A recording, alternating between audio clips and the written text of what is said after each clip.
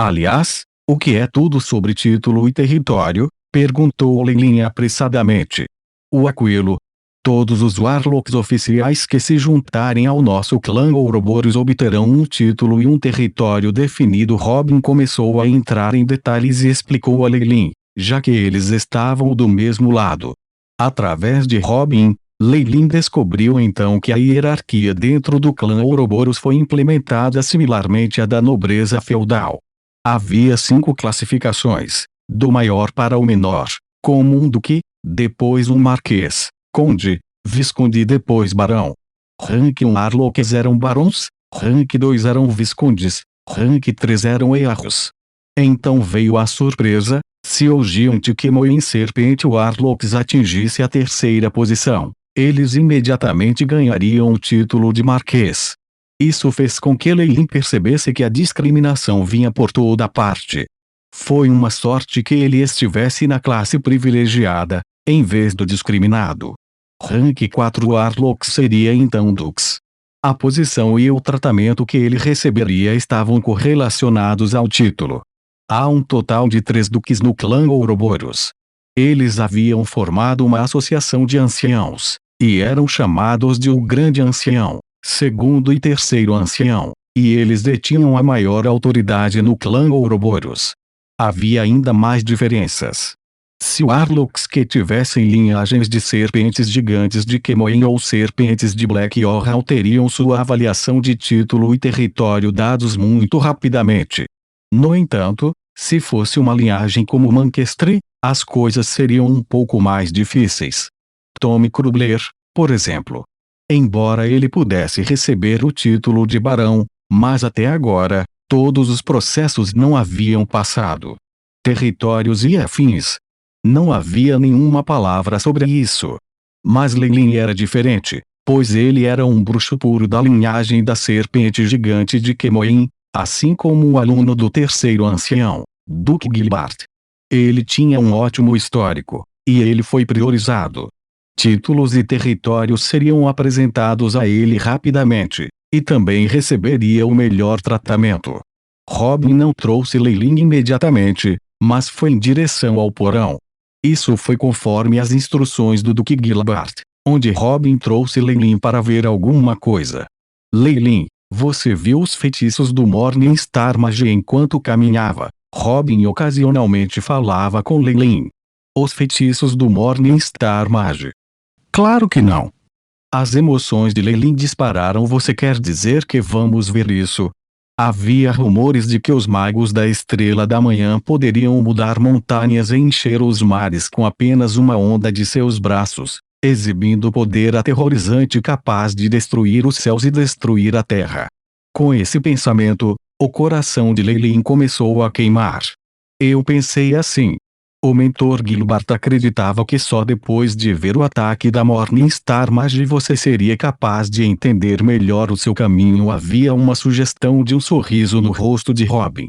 Eu só espero que não assuste você como isso é possível. Leilin riu involuntariamente.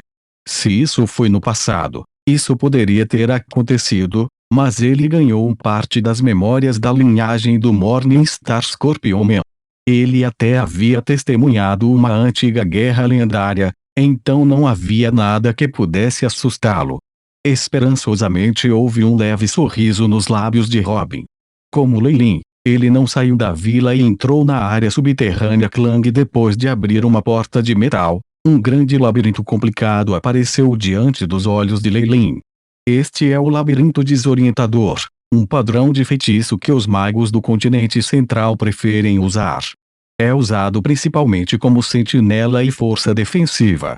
Robin explicou a Leilin, como estudante do nosso mentor, temos o poder de entrar no primeiro e segundo níveis.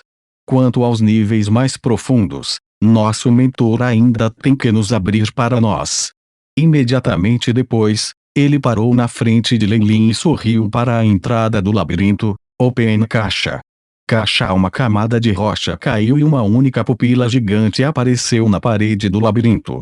Lembre-se, este é outro estudante do Leilin, do meu mentor. Ele terá a mesma autoridade que eu. O mestre já me disse. Uma impressão de força espiritual se estendia do olho gigante. Lei Lin poderia dizer que era o núcleo do labirinto, semelhante ao gênio espiritual. O olho gigante olhou diretamente para Lei Lin. Naquele momento, um ligeiro campo de força cobriu Lei Lin e ele ficou tenso. Felizmente, este campo de força não estava na ofensiva e apenas rodeava Lei Lin. Depois de extrair parte de sua aura, ele saiu. O labirinto se dissipou, revelando um caminho. Houve diferentes pequenos fazeros em dois lados, com marcas neles. Este é o laboratório e depósito da Mentor. Tudo na vila é um disfarce. Siga-me. Robin se dirigiu para o caminho, enquanto Lei Lin seguia de perto. Aqui Robin guiou Lei Lin por cerca de 5 minutos e depois abriu uma porta antes de entrar. No momento em que entrou, viu uma gravura em uma porta que dizia Sala de Recursos de Imagem. Neste depósito, era excepcionalmente escuro. Cristais cintilando com cores diferentes estavam emitindo raios magníficos. Cristal número 1. É este aqui. Robin pegou um cristal vermelho em uma prateleira de madeira do tamanho de um punho e colocou-o em um pedestal com uma depressão, no centro da sala. Este é um cristal de projeção. Usamos para armazenar imagens importantes, como alguns experimentos importantes ou batalhas entre poder de alto escalão. Depois que a formação de feitiços foi ativada, a luz na sala diminuiu, quase se tornando breu. O cristal vermelho no pedestal de repente se iluminou. Uma luz ofuscante brilhou. Lei Lin encontrou-se de pé no alto de uma pequena colina. As planícies verdes se estendiam até onde os olhos podiam ver. Ele agarrou um besouro preto que estava passando por ele, e ele passou por sua palma, aparecendo do outro lado. Hologramas em 3D. É muito semelhante às simulações do iChip. Lei Lin suspirou admirado. No auge da ciência e da magia, havia definitivamente semelhanças entre eles, afinal. Esta é uma batalha clássica que aconteceu na história do continente central. Este é o atacante. Robin apareceu ao lado de Lei Lin, apontando para o leste. A cena foi puxada para mais perto e uma cidade humana apareceu. Ao lado, muitos corpos foram alinhados, criando uma aura imponente. O que mais chocou Lei Lin foram os membros. Todos eles eram magos oficiais. Não havia um humano ou cavaleiro comum. Esta é uma imitação do antigo corpo de magos, Torne de Hamar. Os membros eram todos magos oficiais, e os líderes da equipe eram de nível 2 magos.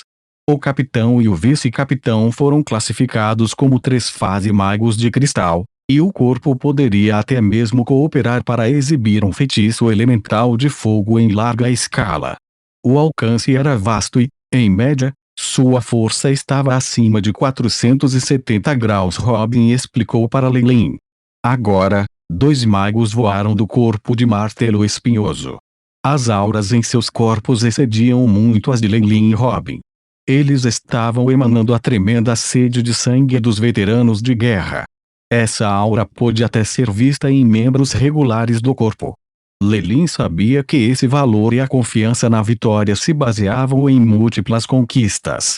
Toda vez que este corpo de exército nivelava um ninho inimigo, pisando nos ossos de seus inimigos, eles ganhavam mais confiança, mesmo absorvendo o ressentimento dos derrotados e aumentando a força de seus feitiços.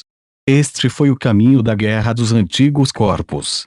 Os 2 magos do corpo de Martelo Espinho voaram e rugiram para a cidade, obviamente para pedir à cidade que se rendesse.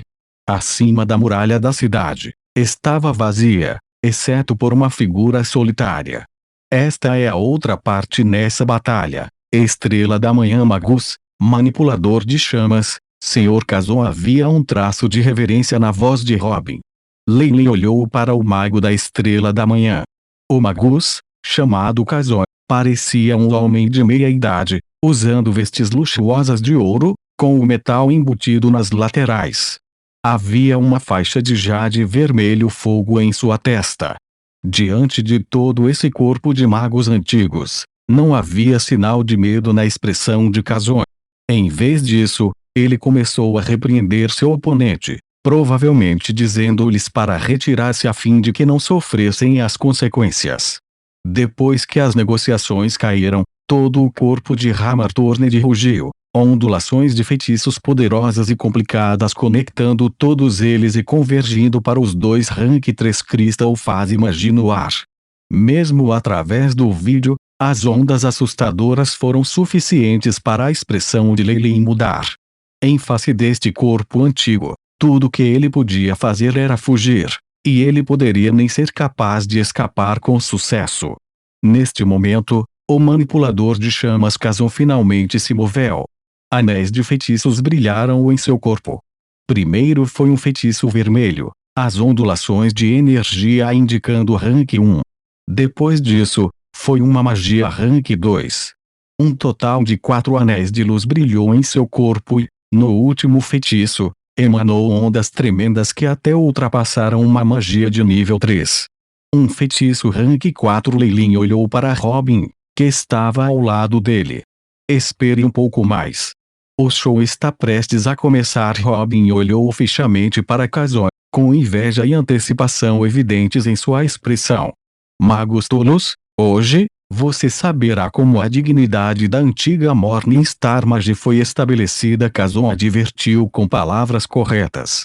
Imediatamente depois, as pequenas ondulações energéticas se amplificaram em seu corpo e pareciam mudar, ao ponto de que mesmo os 3 magos da fase cristal ficaram extremamente temerosos. Rank 1 de magia inata Spellburning Zone. Assim que este feitiço foi lançado do corpo de Kazon, ele cobriu toda a região. Rank 2 feitiço inato apagão de chamas. Pequenas faíscas foram criadas nos céus. Posto 3 feitiço inato da região de lava. Grandes quantidades de chamas queimaram a superfície do solo, formando uma terra infundida de lava. Posto 4 feitiço inato meteor descente. Com o grito de Kazon, meteoros apareceram no céu, um após o outro. Complemento: Ancient Morningstar Magus. Técnica final magia de fogo aniquilação. Depois que as 4 magias inatas foram combinadas, a fusão gerou uma mudança que fez o sangue de Lei esfriar.